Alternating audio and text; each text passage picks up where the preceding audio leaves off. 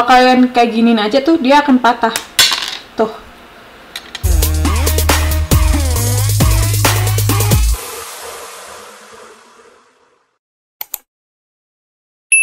So, hari ini aku ditemenin sama Fish. Fishy, come here. Look, say hello. Hi everyone. So, teman-teman kreatif di Indonesia, aku akan kasih tahu kalian bagaimana sih cara membedakan polymer clay yang masih bagus dan yang udah nggak bagus. Nah, di sini aku punya berbagai macam brand dari Vimo. Nah, si Vimo itu sendiri dia punya beberapa jenis juga. Jadi yang tadi itu Vimo Soft, dan ada Vimo Effect. Terus di sini aku punya Craft Smart. Terus ada Sculpey jenis Premo. Terus aku punya juga yang cuma Premo, tapi ini nggak ada tulisannya karena aku belinya waktu itu kayak paketan gitu. Terus ada Sculpey yang #3 atau Sculpey 3.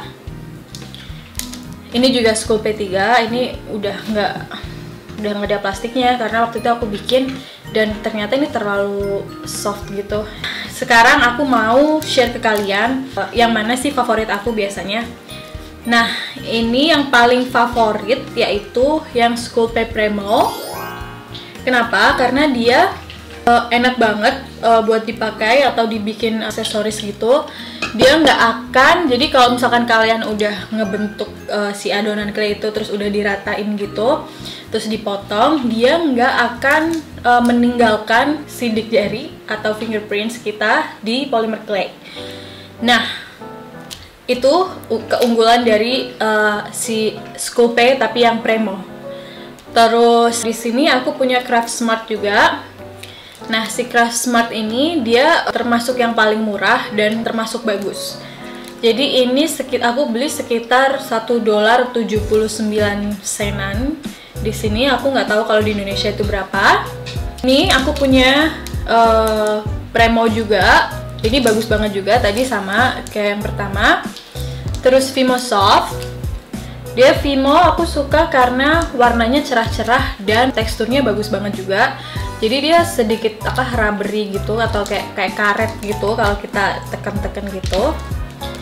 Ini kalau kalian pemula lebih baik jangan beli yang Sculpey 3 karena dia teksturnya lunak banget, jadi nggak bisa jadi kalau misalkan kalian bikin adonan gitu terus kayak diratain, itu nanti waktu kalian bake dia akan gampang patah gitu. Jadi nggak bagus deh pokoknya, beda sama yang Premo, yang Sculpey Premo. Jadi Sculpey yang 3 itu emang bad.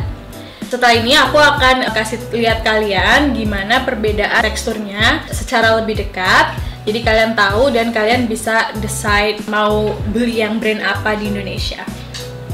Nah, di sini sekarang aku akan kasih lihat kalian gimana tekstur dari si Premo tersebut. Oke.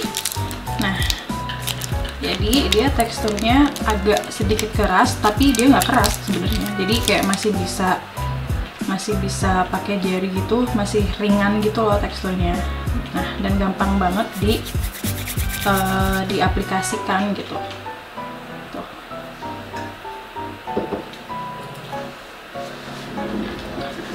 Begitu. Nah, berikutnya ada Craft Smart. Dia karena aku lupa ditutup setelah aku pakai, jadi dia agak sedikit keras, tapi masih bisa dipakai juga sebenarnya. Teksturnya udah kelihatan kan dia lebih kerasnya. Ini biasanya sebenarnya enak banget dipakai, cuma karena aku lupa nutup lagi, jadi dia jadi kayak bergerigil gitu loh. Nah, berikutnya Vimo yang Effect.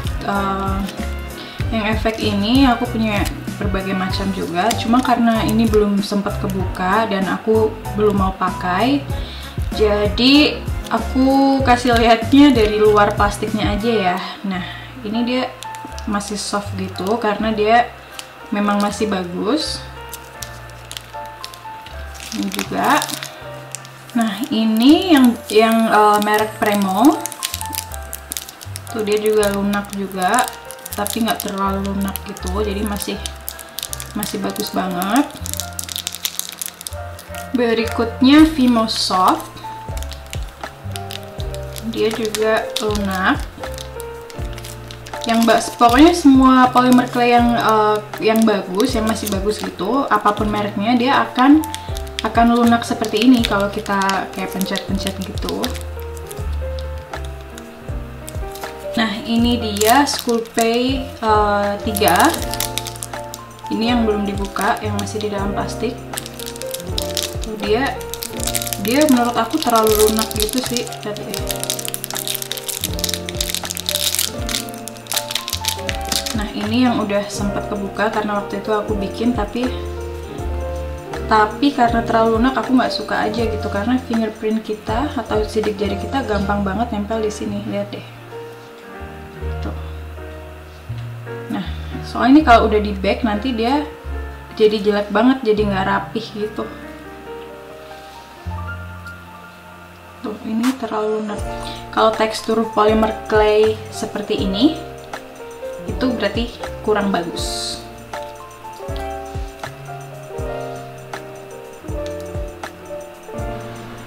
Oke, di sini aku punya polymer clay yang sudah di bake. Jadi ini yang Sculpey 3 dan ini yang Premo yang biasa aku pakai. Aku akan kasih lihat ke kalian apa ya, istilahnya kelemahannya setelah di bake. Jadi kalau kalian kayak giniin aja tuh dia akan patah. Tuh. Ini juga sama. Ini yang Sculpey 3.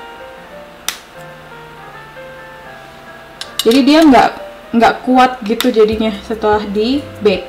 Beda dengan yang Premo. Tuh, dia lebih kuat. Dan kalau jatuh, dia nggak akan patah. Kalau ini biasanya kalau jatuhnya terlalu terlalu keras, dia akan patah langsung atau akan pecah. Nah, jadi penting banget memang sebelum kalian memutuskan untuk membeli polymer clay, kalian harus tahu dulu style apa nih yang kalian mau, terus desain apa juga yang kalian akan buat gitu. Karena kalau misalkan ternyata style kalian itu sebenarnya kalian suka warna-warna yang lebih kalem gitu, dan kalian beli warna-warna yang cerah kayak gini, jadi itu nanti akan sia-sia aja kalian beli warna-warna cerah kalau emang bukan style kalian. Apalagi harga polymer clay itu juga mahal gitu ya, termasuk mahal di Indonesia. Jadi satu polymer clay itu berkisar antara 40 sampai 50 ribu rupiah.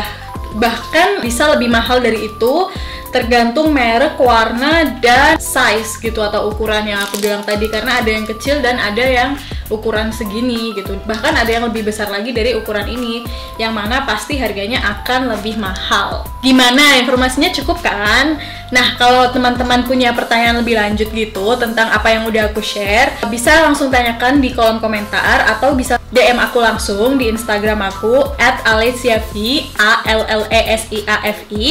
Nanti pasti aku akan jawab. Nah, oke, jadi itu aja di video kali ini. Semoga semua informasinya cukup dan bermanfaat. Jangan lupa untuk like, subscribe, dan share video ini ke teman-teman kalian juga yang lagi penasaran nih tentang dunia polymer clay. Sampai ketemu di video selanjutnya.